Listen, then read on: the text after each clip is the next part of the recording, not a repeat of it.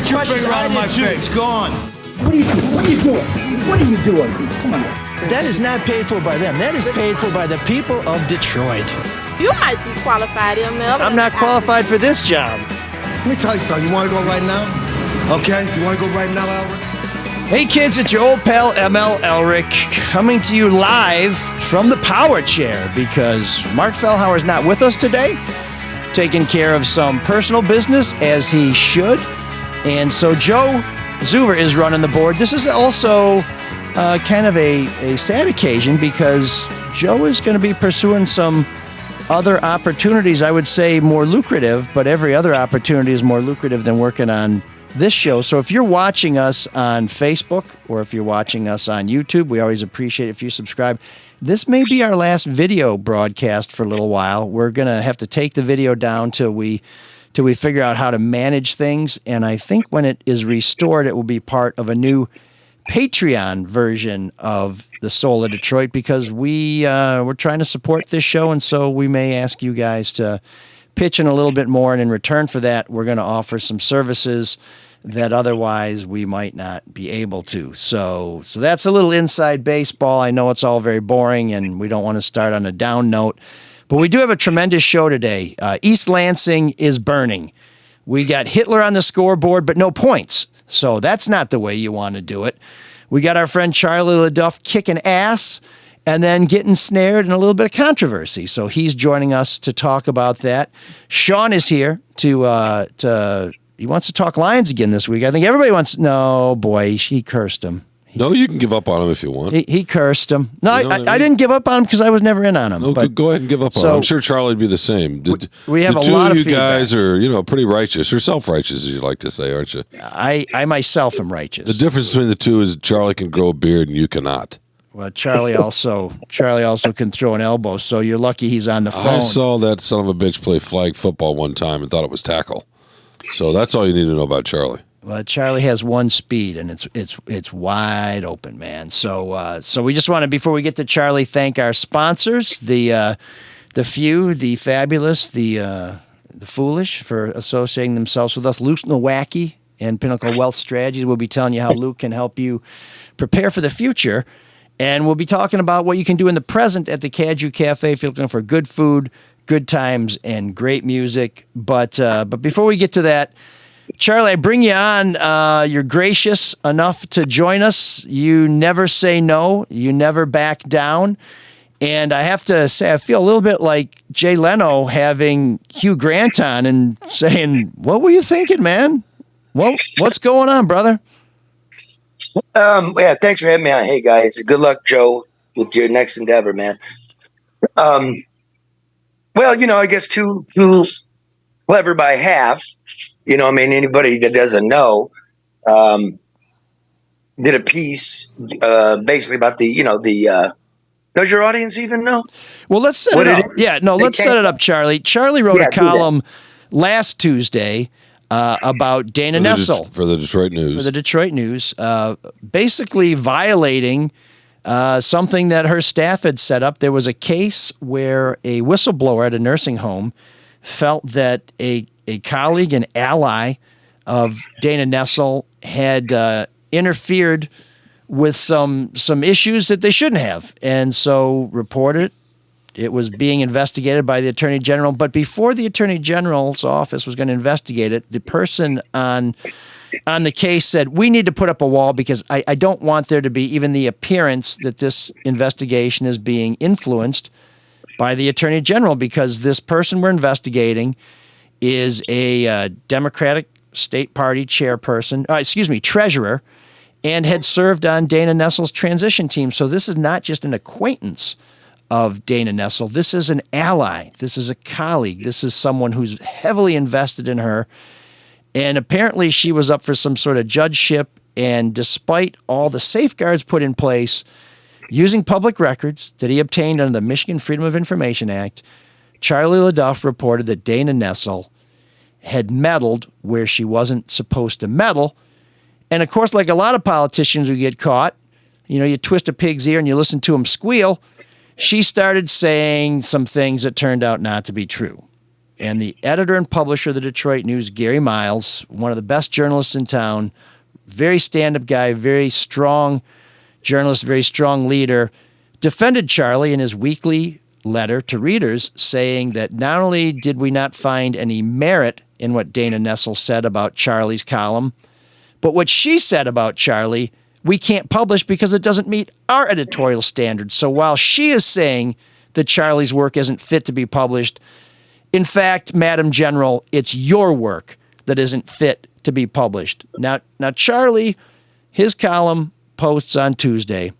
And so Charlie went to social media, and with his bosses behind him, his work bulletproofed, and having survived the test of fire, posted, "See you next Tuesday," which people like me are just like, okay, see you next Tuesday. Had no idea what it was. Then some of Charlie's colleagues started popping off on social media. And then the political editor of the Detroit News, Chad Livengood, essentially called for Charlie's job, which I will just tell you, if I was Livengood's boss, I would have said, hey, Chad, you got a problem with a colleague. Why don't you talk to me first before you tell the whole world? Some meetings apparently happened, and maybe Charlie can tell us about that. And Charlie is no longer employed by the Detroit News, but the work that he did speaks for itself and still stands today, although I think there are some people who are losing sight of that, so we don't want to lose sight of that. But we also want to acknowledge that something happened and that people were offended. And I think that's about as big a preamble as we can do on that. Does that cover most of it, Charlie?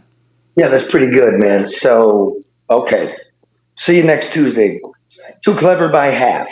You know what I mean? Column does run on Tuesdays. It is a euphemism, but I'll just say this. If I wanted to use the word, I'll use it. And I reserve the right to use it. And we're going to see if there's even worse words to use, if not only what happened, which is factually 100% correct, what I think is going to happen. So here, let me say it like this. I apologize to Gary Miles and Nolan Finley for causing them embarrassment and stress, and you get a window into what that newsroom, what's going on in newspapers. That's on me, not on them. And so they're paragons in the business. So I apologize, and that's it. Nothing else. Because I'll go back and encapsulate it. This powerful woman, who is the treasurer of the party and friends of all the big players in the Democratic Party, was accused of abusing a brain-damaged 90-year-old woman, bilking her estate. I don't know if she's still doing that, how many people she may or may not have done. There's a long-running 10-month investigation into her on the west side of the state after Nessel closed it, after Nessel communicated with her, after Nessel had the live investigative report she was not supposed to have in her possession. And I don't know if she forwarded them on to her friend because they didn't fulfill the freedom of information request fully, that I will, in my heart of hearts, when people call me, hey man, there's people that are defenseless, that are being abused, what happened in the nursing homes. I appreciate you guys being kind in that intro. I do have sharp elbows. Okay. No one ever accused me of being debonair. I'm coarse. I'm from around here, but I care and I do my work. And when I'm being called out on social media, now the standard in the business is you send a letter to my publisher, you send it to me, right? We go over it, we answer it. That's not how this happened. I've never heard of this. This was posted online, and then colleagues within the place, without even seeing the material, were demanding it be retracted. And I'm like, this is bizarre. This is freaking bizarre. The Attorney General has had communications problems since Kelly Rossman died. Kelly Rossman, longtime consultant, advisor, PR specialist, government official, tremendous communications person. I actually contacted the Attorney General's office on a completely different matter yesterday, got bounced around to their new press person, and was told, send an email. And I said, well, can I talk to him? And he said, he doesn't take phone calls. You got to send an email, then he'll figure out whether whether he can call you back. And I thought, really? I'm calling from the biggest newsroom in Michigan, one of the most influential papers that has anything to do with the Attorney General, and no one can take a phone call just to say, what's up? What do you need? We'll get back to you. There's some real communication problems there. But at the same time, you know, Charlie, I got to tell you, the C word, man, I don't think you can use that on anybody. And that's what it turns out, I found out because of this, see you next Tuesday means another word with the C. But you called her something way worse than that, which I think is perfectly appropriate, which is unethical. The U word to me is way worse than the C word. So Wait, let's go like this. Let's go again. It's worse than unethical, dude. Look, you may have this could. Let me give you an example. Hunter Biden sends an email to Merrick Garland saying, "I need my passport back. I've got a judicial appointment in the Ukraine." Merrick Garland sends an email to David Weiss, the special counsel, saying, "Hey, what's going on with that? It's of the utmost urgency. He's, his plane tickets for Saturday." It's not a matter of, political points. This is huge. You got to remember, this is an attorney general that won't investigate what happened to the elderly. We know from me suing the governor that the number of dead was as undercounted as badly as Cuomo, probably worse, and we've got nothing. Now, having said that, that'll be you, this will be me. Thank God for the First Amendment. And if I wanted, look, am I being a smartass and it goes sideways? Okay, I take it. I'm going to apologize to the proper people. And no way, after lifting up, corpses of old people in the nursing homes during COVID, am I forgetting? So, like you said, Shawn, sharp elbows. Sometimes I hit myself in the face. I stand by it, and there is a silver lining to this, which is it keeps the story alive because there is a massive investigation going on. Whatever happens with that, politics or charges, I don't know. I know to this point that I was correct and that I was trying to do the best for people that asked me for help. But what do you say, Charlie, to women, in particular, some of your colleagues who said you can't use the C word? I just said it. I'm not asking you to apologize. I'm just asking you to address that. I just said it. Okay, if I'm going to use it, I will use it. Men, women, whatever, right? If I'm going to be cute by half, that's on me. Fine. No, there are no apologies. I'm not saying anything. Keep your eyes on the prize. I'm a misogynist. Misogynist is abusing women. I didn't do that. The 90-year-old brain-damaged elderly woman I'm trying to protect. Fine. Play how you want to play it. Like it's for real in the world now. I'm not doing it. That's me, man. But to me, Charlie, this is the main thing for me. You just said keep your eyes on the prize. The problem is when you get on social media like that, it distracts from the prize you're trying to keep the eyes on. Right? You're right, dude. You're right. And that's the thing. So you look, we've all done it. Sometimes you just get in your own way, and I know it's not intentional, right? Yeah. But that's the thing. Mike has been fussing at me for years about getting on Twitter and social media, and I just don't like doing it because you can't.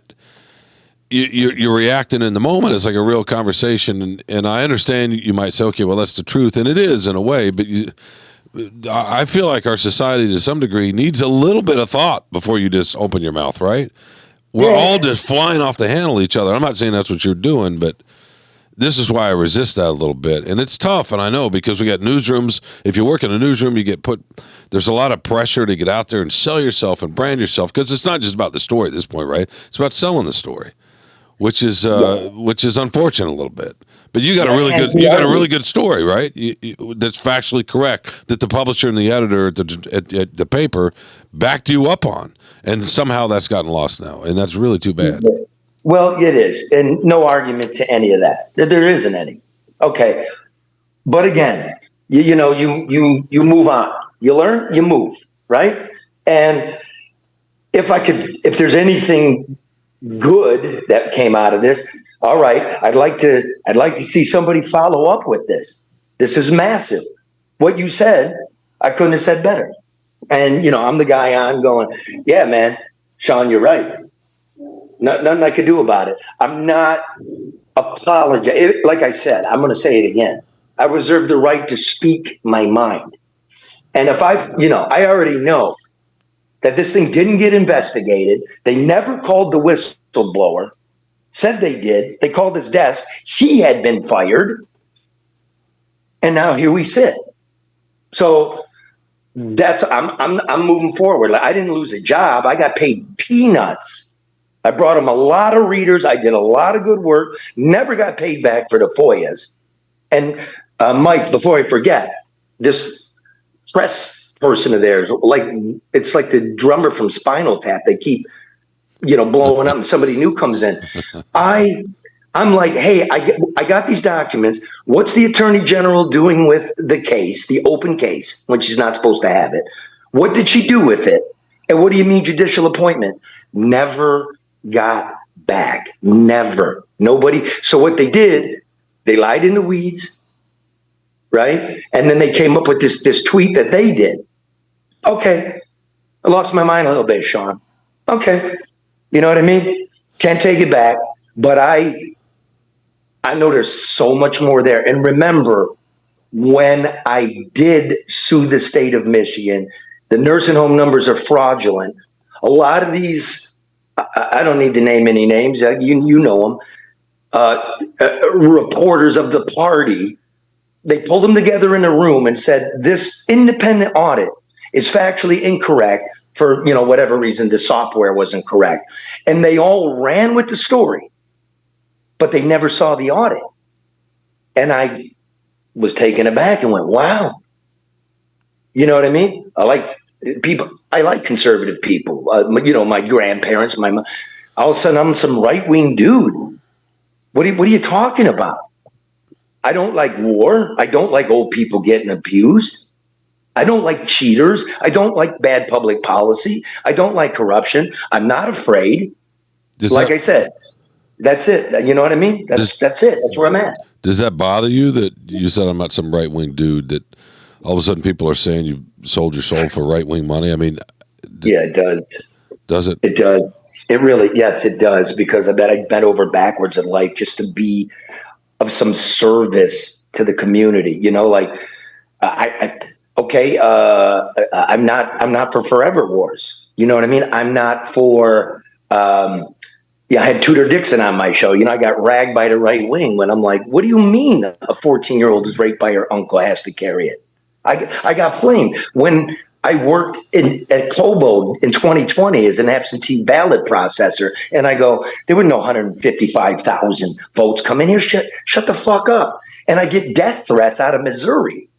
No, man. It's like, what's true is true. That's we're older, but that's how we got into the business. No, go ahead. I want to ask you somewhat unrelated. I mean, it's related, but it's an unrelated question because I remember the work. I remember you hanging out and writing about characters in bars in New York, and then coming here. Your first in the Detroit News, and the stories you used to chase. Shooting a golf ball down, hitting a golf ball down the streets of Detroit, that kind of stuff. And I understand what you're trying to do, and the hard, not the hardcore, but the investigative reporting, and that's great, and I applaud that. And Mike's very similar. You're both really good at that kind of thing. But sometimes I miss this stuff, that kind of stuff from you, because you were unique, and very few people can bring that, right? And I just wonder if you're ever if you ever think about getting back to some of that kind of stuff, because it's kind of what made you to a degree. Well, it's interesting. That's wow. It's like talking to myself at night. First of all, like in that column that I did for like a year and a half or whatever, I tried to do some of those. Absolutely did. You know what I mean? So if you go back and look, you'll see them. When the Barbie movie comes out, or just just slight. I do those. But I remember the night. It was a while ago. Like coming in here, coming from New York, doing those bar stories. And I started, what Mike and Schaefer had started with Kilpatrick and stuff, and everything was blowing up. And I looked at my wife and I said, I'm not an investigative reporter. And she said, well, the community needs it, so you are now. So you're right. Again, you're right. And again, here's a silver lining in all of it. Let me take a break. You know what I mean? Take a break, get some sleep, take a deep breath, and go back and do some of that. This shit that made me happy. Well, it's important too. I think sometimes. I'm sorry, Mike. I think sometimes we get lost in this idea that unless you're busting somebody's chops, you're not performing a service as a journalist. And I've never ascribed to that. I think all of it is important. I mean, right? High school scores matter. Right, and in the back of the high school football games, yeah, man. And in the back, I mean, the whole community's out there. It all matters, and there's no look. I get it. They're pecking orders and all this other kind of stuff, but no, man. Finding out what folks do in their day-to-day life and writing about that and capturing that and saying and putting something in a paper online now these days where somebody reads it and says, "I can relate to that," right? Or wow, that's really interesting. Maybe I can't fully relate to that, but I can understand part of that. That matters. And that's important too. So it all matters. I guess is what I'm saying. In the time we're living in, I'm working on the foundation of a building today. I try to actually do physical labor as part of my life. And all the UAW people that are on strike at the casinos came by, and it was just good, hugging, talking, not only about see you next Tuesday, but their lives, COVID, and it was just kind of uplifting in community. So, yeah, I probably will go to a bar near one of the plants and, just have a beer with people that are losing their ass in this strike because $500 doesn't go far. There's something to be documented there. So you're right. But again, I got a 16-year-old daughter, and I'm looking at what we did to her life in order to protect each other, specifically old people. And I wasn't afraid enough during COVID to sit at home. I did stuff like go out and collect bodies with somebody had to collect the bodies. That was an interesting feature story. I haven't forgotten. And this is part of it. And yes, there's some rage inside me. I try to keep it out of the newspaper, right? Be nice and sober and august and do your work. Okay, but then I go to my social media and fuck myself up. But I'm smart enough on my social media, unlike other people. My employer's name's not on there. That's just me as a human. I'm allowed to be human. And again, if the Almighty is like I was taught, and Judgment Day comes if there's such a thing, and he looks back on my life, minimum, I hope there's room in purgatory for me. You know what I mean? I'm not saying I'm an angel, but give me a second look and did he try? Was what he doing honest and true? That it would have hurt more if I had done the story and it was wrong. Absolutely. No question. That would be devastating. That I could not sleep. So, holy shit, I just fucked all that up. And everything that I've been saying is now called into question. So you can call my character into question, my temperament into question, but not my ethics and not my skill as a reporter. Well, that's what I've said for years, Charlie, and you really hit on something. You have a complete track record. You hit the target, left, right, center, wherever. But what ends up happening when you hit somebody on the left, everybody on the left starts crying. The next week you hit somebody on the right, everybody on the right starts crying, and the people on the left never cheer, or at least if they do it real quietly. So people have a very, very short memory, and I try and tell myself, because I'm tempted to get engaged in these social media scrums, and sometimes you, I would say, rise to the occasion, but really it's probably more fall to the occasion. You get lured in by a troll, but I say, call me whatever you want, just don't call me wrong. And in the end, that's what's important is being right. And don't forget this, because I've learned it. I've made mistakes in life. Like I have a propensity to learn from them. If I'm wrong, all you got to do is call me and I'll correct it. Yep. Right? That's when you do 12 years at the New York Times, you learn that. And I'm going to carry that. And I got calls from the New York Times last night. Dude, what'd you do? You know, I'm in the New York Daily News, like, oh, okay. Well, are they talking about the story at all? And like you said, Shawn, nope. Nope. Okay, well, I will go on. But no way, I'm not bending a knee. No way. If what I think happened, I got worse words. I'll give you one. Inmate, former, things like that, unethical. Like, what did you do? If you continue to do this or did it to other people and law enforcement had a chance to stop it, well, I could say, I tried to love an old woman I don't even know. I'm serious about that. So, whoops. It's nice you guys to have me on. Let me air that out. Well, if we're lucky, we're all going to be old men and old women someday. So my concern is that the Detroit News is a very powerful platform, and that whatever followed, because I know you're not going to let this story go. That's just not who you are.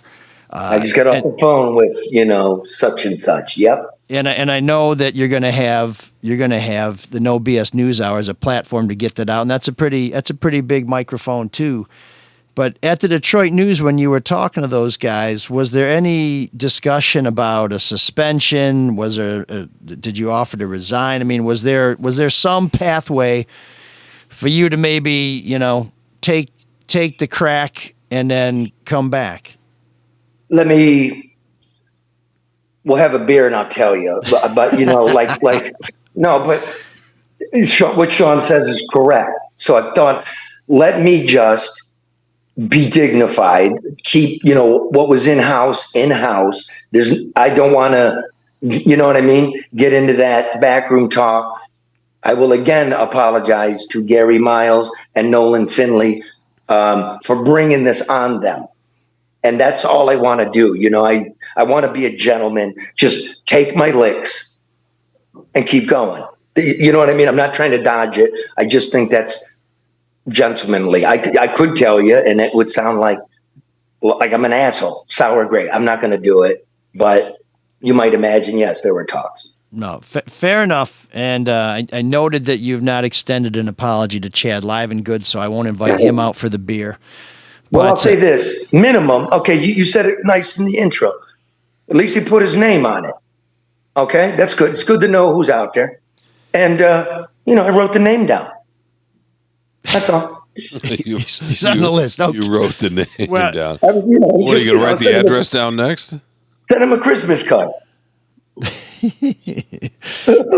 I know it'd be nice if he got on a few of these things. Yeah, well, Chad's taken some bad actors down. He's a good reporter. I think sometimes he maybe feels like he's got a little larger role in our society, and that's fine. But I've appreciated the opportunity to work with you. I've appreciated the opportunity to compete with you. I will tell you, while you reserve the right to use the C word, I'm going to suggest that unless you're in England, maybe you don't want to exercise that right here because it offends a lot of women. And as a husband and as a father of a daughter, I'm sure they had something to say to you about it. But I hope if you choose your words more carefully, you don't stop talking, because I think you got a lot to say, and I want to see where this story goes, because unlike the drummer in Spinal Tap, these guys who are doing communications for most of our elected officials, they can't even keep a beat. They're what my French teacher used to say in high school. They're not worth the dynamite it would take to blow them to hell. Nobody's pulling up what I said about Rick Snyder. It's interesting. And when I use the word, you'll know it. So there you go. I think we will. Guilty of being clever. Maybe I should have said, see you next Thursday. Well, we're not on Zoom, but I guess people are seeing you today. It is Tuesday, but I know you'll be... I didn't know Tuesday meant your show. Yeah, well, it's, neither did we until Saturday, so that's the way it goes around. That's the Well, news let's go biz. like this, just in terms of, reach. Oh, I get way more reach on the news hour than in Detroit news. I mean, there's an issue. There's a reason we're selling subscriptions. And again, this didn't penetrate the pages there. It's I'm going without a fight. I'm not complaining. Like I said, too clever for myself. Would I have redone it? Nah. But again, that it is what it is. Well, Charlie, you dig in your heels in those boots and you stand your ground. And whether people agree with what you said or what you did, I think it's hard not to respect that. And we appreciate you coming. We got to have you come on and talk about just some silly shit. Yeah, one of come these days. get down in the studio with us sometime. We'll talk about the public health officials in Florida that were fired under DeSantis for trying to report the deaths down there too. Exactly. Okay. We'll take a tour around. I'm We'll still take a believing tour in the around the lion. country. I wouldn't call that silly, but I understand what you're saying. I'm Shawn. kidding, Yeah. Mike. No. Seriously, Charlie. Yeah, come down and we'll talk about all sorts of stuff. And you can stand and we'll sit. You can lord over us. Okay. And go blue. I was going to say, we got a former Michigan cheerleader, a Michigan man on the line, and Michigan State gets beat by 49. Wait, whoa. So Charlie's What's the out of time. implication there? Charlie's got to go. He's a very busy man. All right. He doesn't have time to talk about the football game. But no, Charlie, you get the last word, man. Peace on earth, man. Tough to argue with that. Thanks for joining us, Charlie. Yeah, thanks, guys. Bye. All right. Charlie LeDuff. He may put his foot in his mouth, but he takes it out, and he's not afraid to talk about what happened. And I think you really hit it, Shawn. Is really important column, really good work. Charlie does a lot of really good work, and in this case, we're talking about other things, which is a shame. But I know people get tired of controversy. Charlie doesn't, so I think he'll stay on this story. And while he reserves the right to use that word, like I said, unless you're in a pub somewhere in Manchester, probably best not to exercise. Yeah, or really, Liverpool, everywhere in that country. Right? Oh, you've been in Liverpool? You think? No. But I've seen enough and read enough to. Is that how Paul McCartney talks? To know that they. Is that what Drew told you? Yeah. Our consummate Beatles fan. Yeah, they're not afraid to use that word. It's interesting. Real quickly, Mike, when you think about this, you're right. And he mentioned the New York Daily News or whatever. They're writing about him. They're not writing about the story. And this happens a lot. He talked about his platform. Well, he's got his platform. The reason it's popular and sizable is because of the personality and because he's not afraid to say, or to your point, it's a fine line to walk, though. As a newspaper, you don't want to get in the way of the work. But in our society today, we're all competing.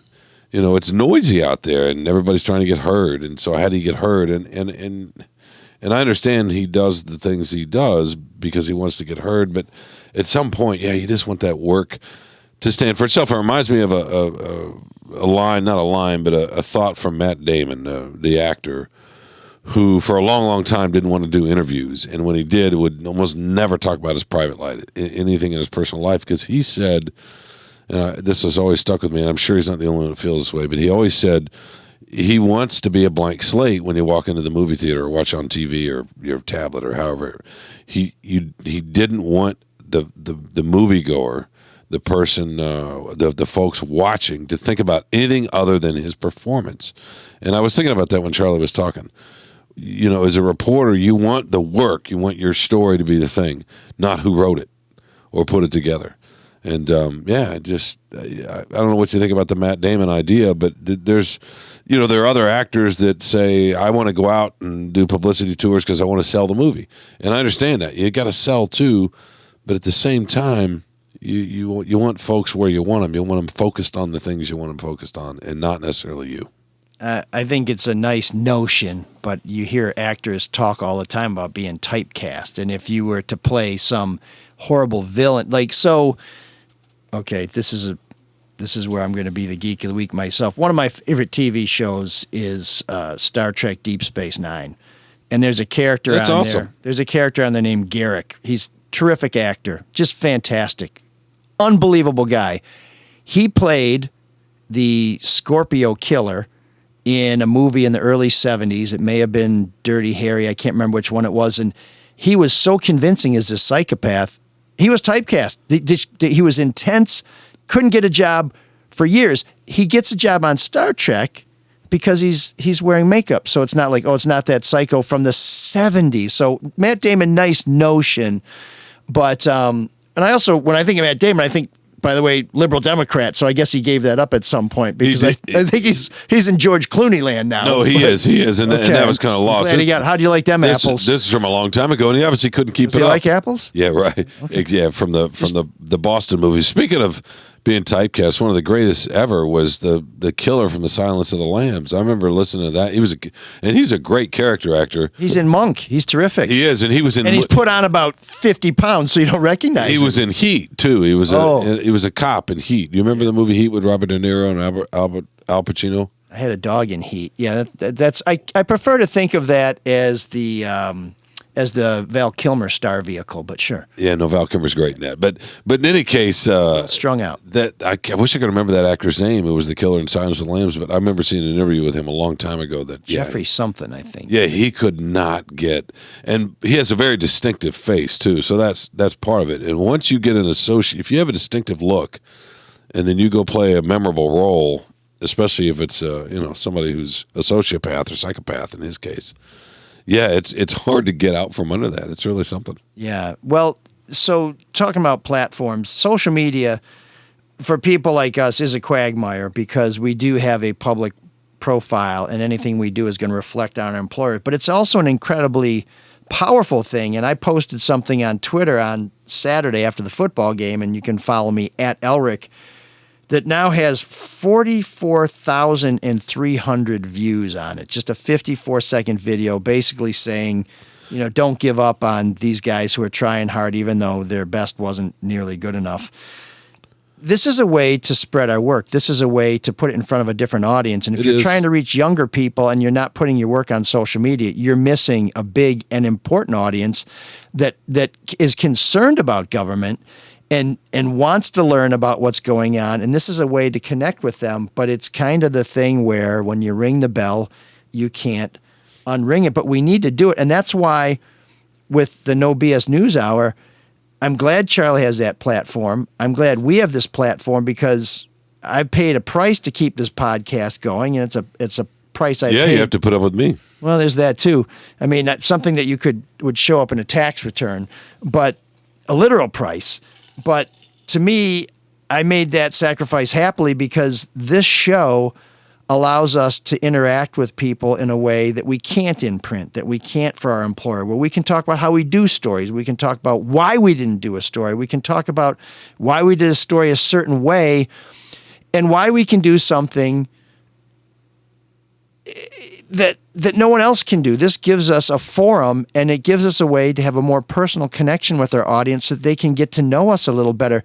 The general manager at Fox 2 that I had the difference of opinion with, he didn't want people knowing that his investigative reporter liked fart jokes and Canadian hard rock. He thought that somehow diminished made you less standing. Serious. Right. I mean, that's not an unreasonable thing to think, if we're being right. It's not. Except that you're creating this facade that your person who goes out there and may spend 14 hours in a cold car trying to get somebody to answer some questions is a robot. And you don't pass gas while you're doing it? Is that the idea? Depends if there's a photographer in the car and if it's going to fog up the windows. Did you get out of the car, though, to do that? I hope. I'm not saying I did. We're off track. You weren't trying to do a Dutch oven or anything. Do you do that at home? Do you fart in bed and then pull the covers up? This is where Mark would say, I'm fascinated by your digressions. I find them fascinating. And then you'd say something about his legs. No, he does have nice legs. But do you do that? Have you ever tried to pull the covers up?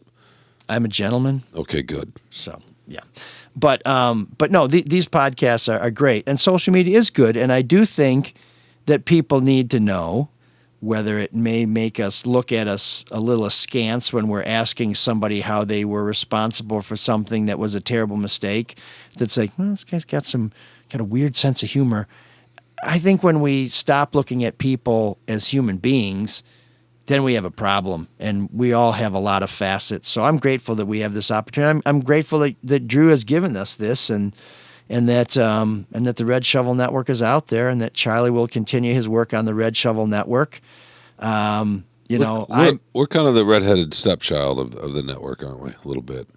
Bald-headed stepchild. Some of the listeners would say we lean middle, left to center, as opposed to the rest of the shows that are right of center. People are going to say what they're going to say, but apropos of what I talked about with Charlie, 2 weeks ago, I wrote a story that basically said the state Republican Party chairwoman is not qualified for that job because she's never had a job that was more challenging than being a substitute teacher. And I think if you're which can be challenging, right? In fairness to substitute teachers. Believe me, but in terms of managing something, that's a tall order. And I'm sure there were people on the right, because I heard from them, who said, oh, you lefty dog, blah, blah, blah, blah, blah. This week, I wrote about the governor and Democrats in Lansing failing to live up to their pledge to expand the Freedom of Information Act so that you and I, reporters, and the public, because this is not a privilege that's reserved for reporters, so that anyone can get records telling us how the governor's doing her business and how state lawmakers are doing their business. And I've heard from Democrats saying, there you go, attacking Democrats again. So say what you want. That's an important piece you did, by the way, because liberals can be, we can all be hypocritical, but certain kind of progressives, you know what I mean? They talk about, we want transparency, we want openness, we're the party of, curiosity of the world, we accept everybody. But then they get into power and act like everybody else, right? Yeah, well, everybody... Batten down the hatches. Everybody wants to hold the boss accountable until they get a promotion. That's true. And maybe it's like, I didn't realize it. You've never been here before. It's human nature a little bit, isn't it? The more you get up, the more you move up, the more cautious by nature you become, and secretive, and so on and so forth. Well, we see that all the time. Possibly. But I do think if we keep the pressure on them, we will make that happen. So, we should talk about what happened in East Lansing. We should talk about it's already Tuesday. The Lions 3-4 days ago. But we're going to get to a lot of that in our feedback. So I've heard from a lot of people who want to hear from us on that. You are going to hear from us on that. But first, we want to tell you about the folks who make this show possible. And really, if you listen, you make this show possible. So don't think we're not grateful. But this isn't exactly a hobby. It's getting a lot closer financially to being a hobby. And I think once it becomes a straight-up hobby, we'll probably find other things to do with our time. Why? You don't like hanging out? Well, we can hang out with a beer. We'll hang out with Charlie. Okay. And you can bring Chad. I'll bring Charlie. We'll sit back and watch the feathers fly. And by the way, I like Chad. Chad's called us out. I didn't like that. I thought he was wrong. But I like Chad. He's a sincere, hardworking reporter. He called who's us? The Soul of Detroit. What did he call us out for? Remember when we did the episode on Gretchen Whitmer and we had the graphic where he posted something that said that Gretchen Whitmer looked like a dominatrix and that how dare we objectify her or something, even though you, me, and Mark were the dumb and dumber. And there was some storm clouds behind it, and it was a big fuss. And we're like, you know what? We're just going to change the graphic. We're going to apologize. And the reason why is because exactly what Charlie's going through right now. We stood by it, but we didn't want people to just talk about the governor in a graphic. We wanted to talk about what we want to talk about, which is the governor giving non-disclosure agreements to people when she said she'd be more open. So we tried to get the conversation back to the topic. And if you do recall, and you can find that episode in our catalog, and you can find all our old episodes at mlsoulofdetroit.com, we said, hey, we're changing it. Here's why we're changing it. If someone was offended, we're sorry, but here's the real issue. We basically did what Charlie did, although I would say what we did with the graphic was a lot less. We were being silly in a when we shouldn't have been. Yeah, from what I remember. And here's what I really respect about Charlie. He didn't try and pull the old, I'd never heard that expression before. I never had. If he had told me he'd never heard that expression before, it could be true. But he said, it's like, I was trying to be too clever by half. And you're an Anglophile, so. Well, and too clever by half is an Anglophile phrase right there. So is the C word. It doesn't mean the same thing in America, so you got to be careful. But anyways, the people who are making this show possible are Luke Nowacki and Pinnacle Wealth Strategy. There are many difficult things in life, including backing up a camper, fighting with Hawk, reading sentences that use semicolons, and preparing to be financially secure in retirement. You might even be able to rely on a cool side gig like being director of merchandising to help out. If you want to figure out if you're on target to meet your goals, you can call Luke Nowacki and his team at Pinnacle Wealth Strategies. They will help you prepare for a more secure future. They'll help you make the tough decisions with your investments. You can call them at 248-663-4748. That's 248-663-4748. We'll have a link to their website on our website because when you call Luke, he'll make it all about you, sweetheart. Securities and investment advisory services offered through Mosaic Wealth. Inc. member FINRA-SIPC. Mosaic Wealth. Inc. is separately owned, and other entities and/or marketing names, products, or services referenced here are independent. Mosaic Wealth. Inc. Also, I want to tell you about the Caju Cafe before we get to our Geek of the Week. It's a great place to have a good time on the east side, but come from anywhere. Come from far and wide because it's one of the only places in the world, and that's not an exaggeration, where you can do feather bowling. The kitchen is open from 2 to 10 on Sunday, so it's later than your kitchen or my kitchen, unless you're toasting a peanut butter sandwich. It's open from 4 p.m. till midnight, Monday through Thursday, and it's open from 4 to 2 the bar's open. You know what? I'm sorry, dude. There's a lot going on. I'm struggling here. Let me tell you about the Caju Cafe. Go to cajucafe.com. Full menu until midnight, Monday through Saturday, and until 10 on Sunday. So that's until midnight, Monday through Saturday, 10 on Sunday. Deliveries available by DoorDash. Great music, great spot for live music. Monday, you got your open blues jam, Blue Mondays, and all you can eat mussels. It's Muscle Madness. Wednesdays, usually karaoke. On the weekends, fantastic stuff. In fact, this Friday, WDET's Rock and Roll Horror Show, hosted by John Mosier, will be going from 8 to 11 outside in the beer garden. Great music all weekend. You got to check out the Caju Cafe. To find out more, go to cajucafe.com. That's CADIEUX, French name on a Belgian place on the east side. That tells you all you need to know. It's an interesting place. Go check it out.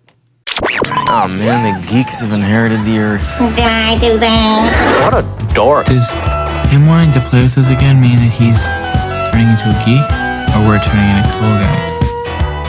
So we've got lots of reasons to criticize the NCAA, from their investigation into the sign stealing at Michigan, which, depending on what you believe, is either just another attempt to take down Jim Harbaugh because they hate Jim Harbaugh.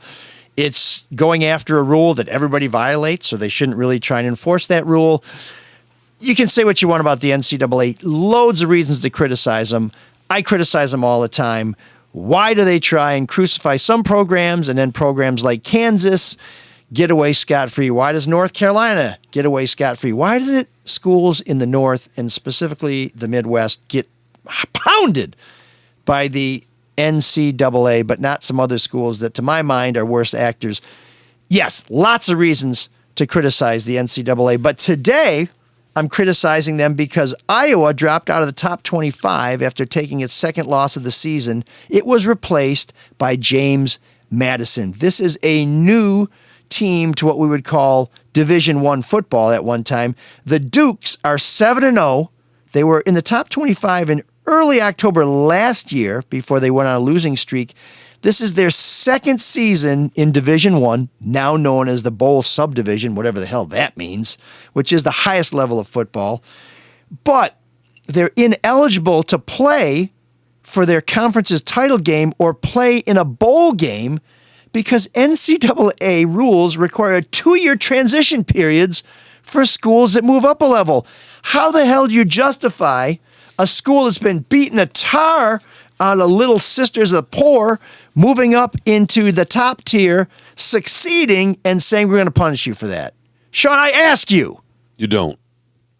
That's why they're our Geek of the Week.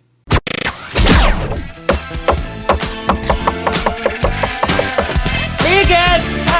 There's an all-night party in room 7609.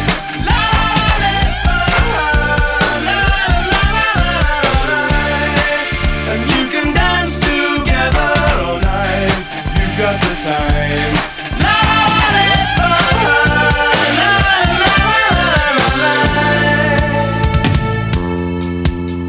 Just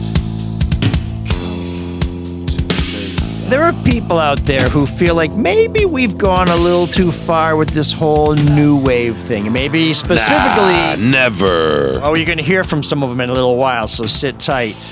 And there are people who feel like we've gone a little too far with this movie themes that are new wave tunes. But Can't imagine. I think we finally found one that even Shawn can appreciate.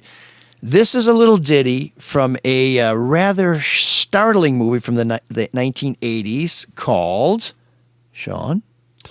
Less Than Zero. And this is a great cover of a classic rock tune by the Bangles, one of our favorite new wave bands. Of Jimi Hendrix, right? I don't think so. You're right. Never mind. So maybe Shawn is foreshadowing this a little bit. This is the Bangles with a lighter shade of winter. A whiter shade of winter. Hazy shade of winter. Hazy. It's the Bangles anyways. Hazy. We're just trying to talk up to the post. That's what DJs do, right? That's what Mark would want us to do. It would. Mark would so not now be we proud stop. of us. Time. See what's become of me.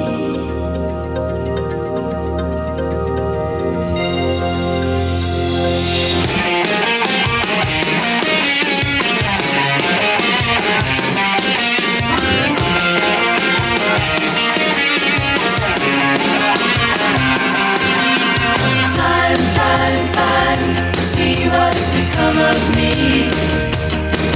While I looked around for my possibilities, I was so hard to please. Look around, leaves are brown, and the sky is a hazy shade of winter. Hear the Salvation Army band. Down by the riverside is bound to be a better ride than what you've got planned. Carry your cup in your hand. Look around, leaves are brown, and the sky is a hazy shade of winter. Hang on to your hopes, my friend. That's an easy thing to say, but if your hopes should pass away, simply pretend that you can build them again. Look around, grass is high, fields are ripe. It's the springtime of my life. Seasons change with the scenery, weaving time in a tapestry. Won't you stop and remember me?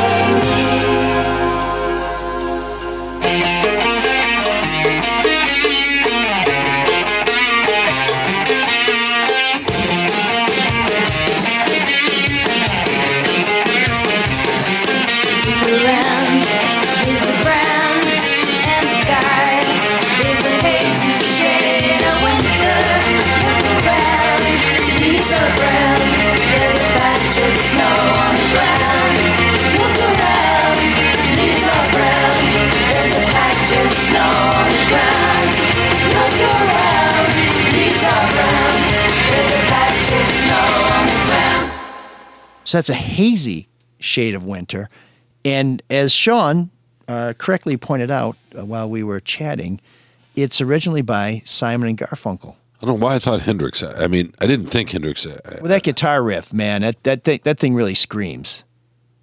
And that's, I believe that is, I don't think it's Susanna. She plays guitar, but I think she's rhythm guitar. Maybe Jane Whelan on lead guitar, who also had a great new wave tune with Cool Places that she did with Sparks, which is one of Morrissey's favorite bands of all time. In fact, he used to almost stalk them, and I know how much you love Morrissey tales. Sparks makes me think of Traffic. Why is that? Why is that an association in my head? Is there some? No, in fact, Sparks are American. Now, song? Traffic is Steve. Now you know when. Is there a title, an album cover, a song, "The Low Spark of High Heeled"? No. Yes, the Low Spark of High Heeled Shoes, which was the Steve Winwood band, I think, or maybe it was Traffic. I thought that was Traffic, but so that's what it is. It's the Sparks. Sorry about the random association bullshit. Steve Winwood started playing professionally, was gigging like in major venues when he was 16. That's impressive. Yeah, he's really good. He opened for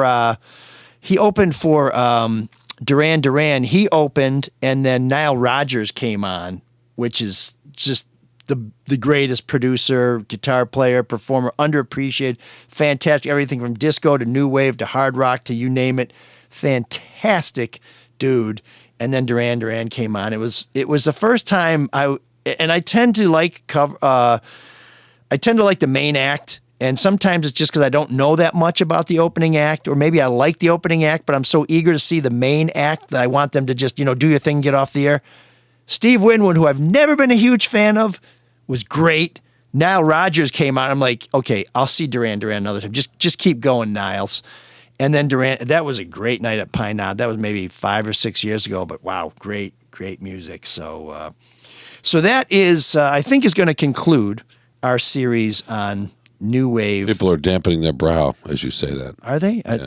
They're not dabbing at it because they're weeping. There's not a little saltwater squirt now. I thought it was more of a relief, Oh, relief. Yeah, Okay. yeah. Wow. So they're relieving themselves with their head. I guess that tells you who doesn't like new wave music.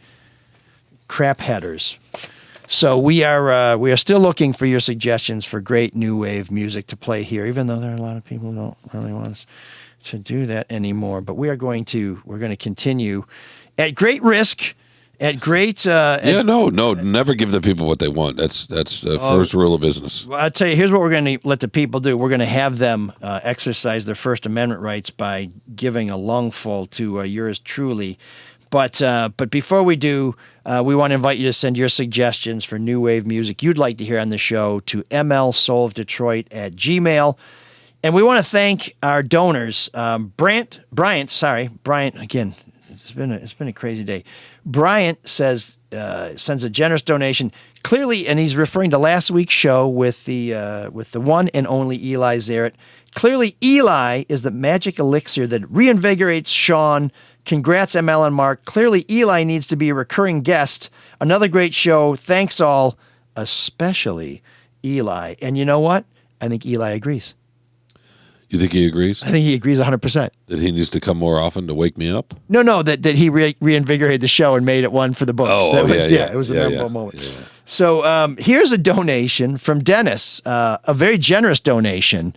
It's a kindly sum followed by 0.01. It's a round number, and I'm telling you this for a specific reason. Dennis says, Mark and Shawn split the currency before the decimal. Give ML the rest. The 1 penny. ML, I understand not liking the Lions, but don't disrespect the fans. Your comment, if you're working on the line and didn't go to college, the Lions are your university, was shitty. Plenty of those line workers have put their kids through college, so they do root for a university. Dennis, that is a great point. I did not mean in any way to disrespect people who work with their hands or who break their back to make life better for their kids. All I meant to say was that there are a lot of people who feel about the Lions because they make that connection that maybe their kids have made with the university. But you are right. There are lots of T-shirts that you see in bookstores at colleges across the country that say, I sent my kid and my money to this university, so they are a fan of that university. And that's fair. And I also want to say something about the whole Walmart Wolverine thing. I like to bust balls on that stuff too. But you shouldn't have to go somewhere to cheer for something. If you like something, you like what you like. That's fine. I don't go for the whole Lions thing because I think they've been terrible stewards of what should be a public trust. And so they lost me. But whether you got your Michigan jersey at Walmart, and I'm sure they're flying off the shelves the past couple of years, that's fine. My problem with the Walmart Wolverines and the smart-ass Spartans or whatever we call it, maybe we call them the Spartan Store Spartans, I don't know, the Target Spartans, I don't know, who knows, is you don't talk about the other school if you don't know anything about it. You don't put on the jersey and say, oh yeah, MIT, a lot of stupid people going there. It's like, really? Their football team does suck. But I think MIT has some pretty smart people going there. Am I wrong? No, you're never wrong. Okay, well, that's I appreciate that. I mean, you're never wrong. I went to Michigan State, so that's why. We have a lot of feedback this week. Okay. So we want to jump on it, even though they're jumping on me. I'm going to start us off. David says, ML, it is of course entirely within your right to not be a Lions fan now or throughout their history. But throughout your petulant, moody rant last week, throughout which you stood alone, you basically called everyone excited about the Lions an idiot and looked at them as less than, while wondering why nobody wanted to talk at length about a game whose outcome was inevitable. I respect and like you sincerely. In listening to this overly long whine last week, I had a question that I wonder if Mark and Shawn agree with. So Mark's not here, so Shawn, you're taking all the weight. And here's the question. Yes. Are you ready? Yes, sir. Okay, drum roll. Okay, here we go. Does ML consider himself the ultimate tastemaker, that when a popular opinion goes against his own, like the current relevance of new wave music, he just can't compute? This is not to be harsh, but rather to understand how ML thinks and comes to his opinions. Dave, he's just stubborn, right? And it's trying to make something compute when we're thinking about that brain. It's best not to do. You're just going to get hurt. You're going to hurt yourself. You know what I mean? That's what I would say to you. It's yes. Here's what I'd say. On the outside, it's easy to say, okay, he's stuck, right? He's stuck from 1980 to 1991 or 2 or whatever. I don't know. His definition of new age or new wave, new age is probably better. New wave changes from show to show. Or new age is okay. Keep going, but no, I'm not. We're going to come back about that. I'm just but he's stuck back there. Disaster. Shawn's lies caught in his throat. He was choked by his own insolence. But listen, I got to tell you, I listen to the show every week after we post it, and I was a little off the rails with the whole Lions thing. And I'll tell you why, because I wanted to talk about that Michigan State game because we have the whole tunnel thing coming. We had this whole issue of is Harbaugh a cheater or a liar? And that's before the allegations came out that his program might have been stealing signs. We've been talking for a year about whether the rivalry has become unhinged, whether the vitriol that we see on social media has turned this into a big game, from a big game into a big shame, where people are losing their minds and being nasty. And I think those are all good things to talk about going into the game. And Shawn want to talk about the Lions, and Eli want to talk about the Lions, and Mark want to talk about the Lions. And I was trying to plant the flag for a different topic, but I will say one thing I said is that I did see the Lions like this before when they were beating everybody during the Jimmy Spider-Man Allen Lions era, where we had another one bites the dust, and they didn't do very well after that. I do expect this Lions team to do better and to have a more successful season than that Lions team of decades ago. But hey, listen, I was trying to give us a little diversity in the conversation. Did I get carried away? Yeah, I don't think there's much debate about that. Do I still care about the Lions? No. Do I care that you care about the Lions? No, we can talk about the Lions every week, but there's only one big game a year, and I thought that was worth a little bit of our airtime. But 3 people here disagreed. Some of you in the audience disagreed. And you're entitled to your opinions because you know what? In this country, you have the right to be wrong. Sorry about that. Says the tastemaker. Have been Dave. No, he thinks a lot of himself. So that's the baseline. That's what you need to understand most about him, and then you go from there. And what he likes, he's not going to give up on. He's like a dog that way with a bone, right? He bites on. And he's never going to let go. Like a hugely egotistical dog, I think you just suggested. No, not necessarily. Thinks a lot of himself. Let's just say there's a reason Charlie had to dial in earlier, because the two of you in the same studio in this, there's a low ceiling in here. It would be difficult, wouldn't it? It's a confined space. Yeah, can't imagine the neutrons kind of going at each other there in that way. But no, Dave, he likes other stuff. He just doesn't want it on this show for whatever interesting reason. No, I've invited you to bring music on the show. People, send your suggestions, folks. Whatever you want. Room 7609, we're going to diversify. Send us some good suggestions. We'll play some good tunes. Shawn, we got to start to wrap this up real quick. You got a piece of feedback. Can you enlighten us with Let me see if I can get through this. Fine listeners thinking about. Sorry about that. Apologies earlier. I've had a bit of a head cold and I had a little something in my throat there. So yeah, we're going to start a charity for you. Yeah, thank you. So let me see if I can get through this without having to step outside again. You want me to give the GoFundMe now, or you want to read that thing? My voice can handle it. All right.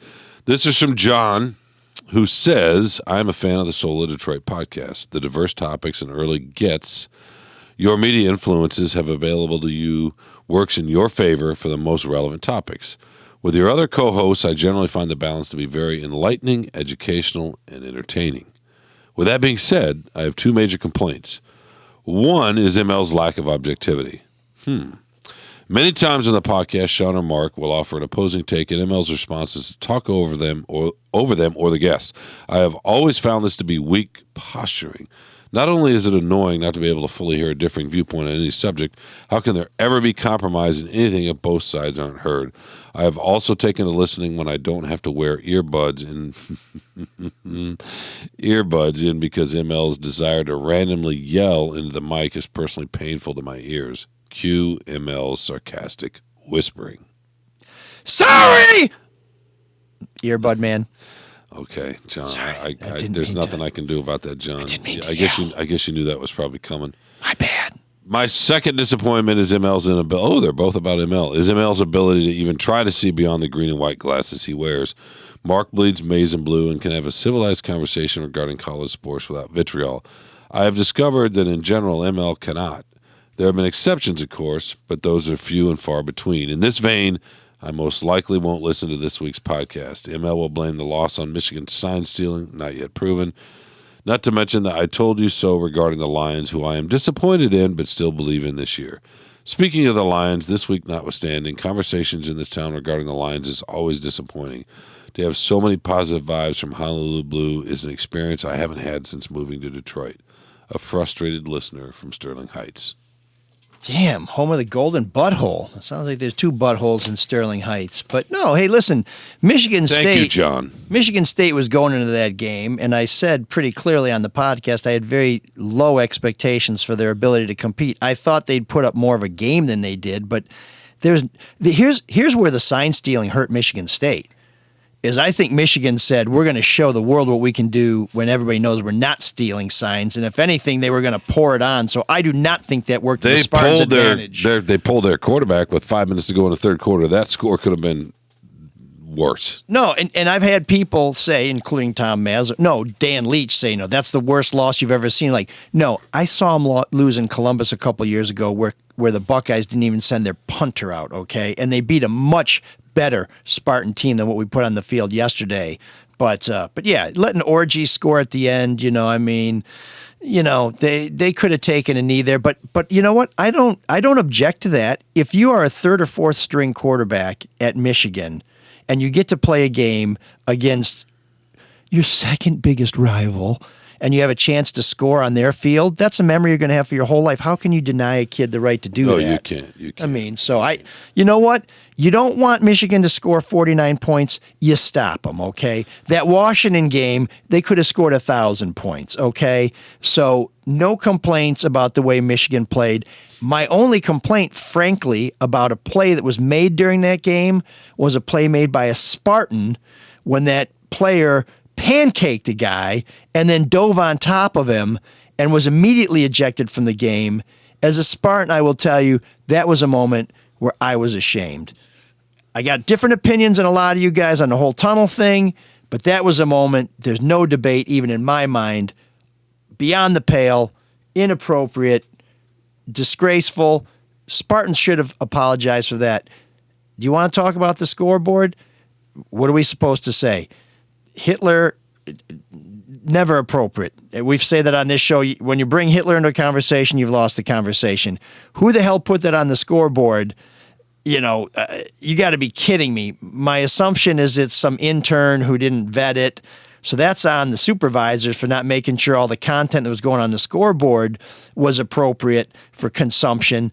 Here's what Mark will tell you, and you've heard him say this if you listen to the Drew and Mike podcast. They didn't even pay for that content. They basically pirated somebody else's content and put it up there, which makes it even worse. So you stole some shit that you put up that you shouldn't have put up. So epic fail across the board for everybody at Michigan State. And we appreciate your feedback, critical or otherwise. That's why we read it all. Connor, reading between the lines of this explosive dossier just published by the State News, MSU trustee Brianna Scott, who is an attorney, clearly wants readers to infer Mel Tucker and chairwoman Rima Vassar were having an affair together, right? Both Tucker and Vassar are married, 2 attorneys. Okay, so a little context. Connor is referring to an explosive scoop that the State News published on Sunday in which one of the members of the MSU Board of Trustees accused the chairwoman of the Board of Trustees of inappropriate conduct, including taking free flights from boosters, which they're not supposed to do, being a bully, playing racial politics. And this is a black woman accusing a black woman of playing racial politics. So this is a story you need to read. There's a lot of information in there. I can't do it justice before we need to wrap this show up. I wouldn't say that she was suggesting that the chairwoman and the coach were having an affair. I think it is implied that the chairwoman was the leak of Brenda Tracy's name. So definitely take a look at that. You can find a link to that on our website. You can find a link to it on my Twitter page, which again is @Elric. But it's just an incredibly powerful piece of journalism by a young guy named Alex Walters, who I've had the pleasure to work with. Smart guy. He's one of these dudes who is going to really do some good if he continues with this profession. Before we go, email from Dan. He says, I know you're not an MSU podcast, although sometimes it probably seems like it. That's my comment. But what in the heck is going on with your alma mater's board? You should have run for trustee instead of Detroit City Council. Great Facebook comment. This is something he saw. MSU's board sounds like the Flint City Council without the comedic genius of Eric Mays. LOL. So that's a little deep track there if you're into Flint politics, and you may hear Eric Mays from time to time on the No BS News Hour with Charlie LeDuff. But you know why I couldn't run for trustee in Michigan for Michigan State's board? Because you'd have to shave? Because I'm not a political hack. And that's who gets these nominations. These nominees are chosen by the political parties, and it's usually somebody who wants to be somebody but doesn't have the juice, the time, the connections, or the talent to actually run for something. So what happens is they get some political insider, they nominate them, and if the party does well, they get elected to the board. If the party does well, they don't. Sometimes there are good board members on there. I don't want to say they're all bad, but for the most part, you are not getting the best alumni or even the best people who want to serve our colleges as trustees by the process we have now. And we have now seen Governor Whitmer raise that issue, saying that maybe we need to take a look at how we do this, and raising her concerns about the chairwoman of the MSU Board of Trustees, Rima Vassar. I will tell you, I tried to reach Brianna Scott for a column I did about tearing down the green wall. Yes, I'm a Spartan, but I'm not blind to what's going on there, and I think my record speaks for itself there. Brianna Scott and I exchanged emails, but she wouldn't talk to me. So I tried to get Rima Vassar to talk to me. She wouldn't respond to my messages either. So we need to have some conversations about one of our great universities and where it's going and who the hell's responsible for steering that ship. That's a topic for another day. We wanted to talk some more about Lions, about Michigan State, about Michigan, and about topics that have nothing to do with college sports. But I'm afraid we're out of time because we were fortunate enough to have Charlie join us and talk about his situation. I personally don't condone his use of the word, but I do applaud the column he wrote and the investigation he did, and I hope that at some point we'll get back to talking about whether somebody in a position of power abused their position, because that's the real question. That's what really matters. It does. I mean, but how we treat each other and talk to each other through the course of all this also matters. I mean, I don't want to get that twisted, right? That matters too. We're never going to get anywhere if we don't figure out how to have some kind of conversation. Right? Yeah, I mean, and sometimes the dunderheads make that hard. That's a good one. Speaking of a deep cut, it's been a pleasure today, my friend. Well, I'm glad that you hobbled in here playing hurt. That's what the pros do.